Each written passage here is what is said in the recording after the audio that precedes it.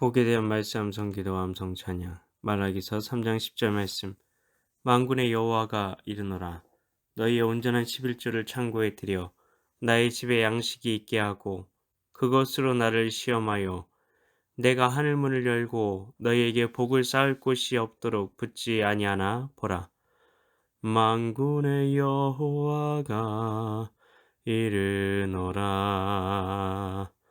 너희의 온전한 12조를 창고에 들여 나의 집에 양식이 있게 하고 그것으로 나를 시험하여 내가 하늘 문을 열고 너희에게 복을 쌓을 곳이 없도록 붙지 아니하나 보라. 내가 하늘 문을 열고 너희에게 복을 쌓을 곳이 없도록 붙지 아니하나 보라. 말씀 기도입니다. 하나님 아버지, 온전한 11조에 대해 왜 이야기하시나요? 이제 우리 모두 다 제사장인데, 그리고 목사님들도 일하면서 바울처럼 자비량으로 목회하는 게 진짜 아닌가요? 11조를 받아서 교회에 부자 되려고, 목사님 배 불려주려고 하는 것 아닌가요? 하나님께서 왜 온전한 11조에 대해 말씀하시나요? 11조 용도는 두 가지였습니다. 최초의 용도는 레위인들을 돌보기 위해서였습니다. 하나님께서는 이스라엘 모든 백성들에게 땅을 공동체별로 다 분배해 주셨습니다. 그래야 먹고 살 수 있었으니까요. 그 지계석을 옮기지 못하게 했는데요. 지계석은 여기까지가 누구의 땅이다라고 표시해둔 돌이었습니다. 이스라엘 백성들이 믿는 하나님은 이렇게 먹고 사는 것까지 다 신경을 쓰시는 최고로 멋진 신이십니다. 그런데 레위인만은 땅을 주지 않으셨습니다. 땅이 없으면 뭘 먹고 살까요? 그들은 하나님의 성전에서 일하도록 부름받았습니다. 그래서 노동할 수 있는 시간에 성전에서 일해야 했기에 공동체에서 드린 11조를 가지고 생활비로 충당을 하게 하신 겁니다. 그런데 11조가 온전히 드려졌을까요? 아닙니다. 그러니 먹고 살아야 했던 레위인들이 성전을 돌볼 수가 없어서 생계 전선에 뛰어들어야만 했던 것입니다. 당연히 성전은 소홀하게 관리되었을 것이고 성경을 가르치고 당시에 성경이 없었기에 필사에서 성경을 계속 있는 그대로 남겨야 하는데 그 일을 할 사람이 없는 겁니다.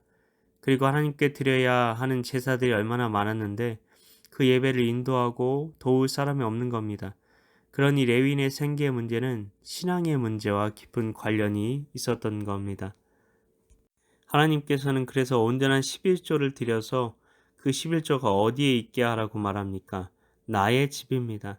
11조는 하나님의 집, 다시 말해 성전을 위해 쓰여져야 하는 것입니다. 11조는 레위인들의 생활비로 쓰여졌습니다. 그리고 다른 용도 한 가지가 더 있습니다. 11조의 다른 한 가지 용도는 바로 구제를 위한 것이었습니다. 스스로 자립하여 먹고 살 수 없는 사람들을 위한 것이었다는 겁니다. 두 가지 용도의 공통점이 있지 않습니까? 스스로 먹고 살 수 없는 사람들이 그 대상이었다는 것입니다. 물론 종교적인 이유로 그렇게 된 경우가 전자라면 개인적인 이유로 그렇게 된 것은 후자일 것입니다. 우리는 종교적인 이유로 교회에서 생활비를 받는 사람들에 대해서 왜 교회에서 삭슬 받나 생각할 수 있습니다. 그리고 형편이 어려워서 나라에서 생활비를 보조받는 사람에 대해 무능력하고 사회에 기생하여 살아가는 사람들이라고 생각할 수 있습니다. 그런데 하나님께서는 그들에 대해 어떤 마음을 가지셨나요? 하나님의 성전에 드리는 가장 귀한 헌물인 11조를 그들에게 주라는 것이 하나님의 가르침이셨습니다. 하나님께서는 가장 좋은 것으로 그들을 먹이시고 마시게 하시고 입히시길 원하셨다는 겁니다. 하나님께는 그들도 자식입니다. 집을 나간 둘째 아들, 세상에서도 방창한 자식이란 뜻의 탕자라는 별명까지 가지고 비참한 꼴로 돌아온 아들을 사랑과 긍휼의 눈으로 그 품으로 안아주신 분이 바로 하나님 아버지이십니다. 성경은 여러 번 말씀드리지만 우리 모두를 제사장이라고 부르지만 목자들을 세우셨습니다. 그들은 맨 처음 교회부터 있었고 하나님께서는 그들에게 교회를 맡기셨습니다. 마치 레위인들에게 성전을 맡기신 것처럼요. 성경 어디에도 우리를 대제사장이라 부르지 않습니다. 목회자들을 대제사장으로 세우신 것입니다. 그리고 사도 바울조차 목회자들이 사례를 받는 것이 당연하다고 말을 합니다.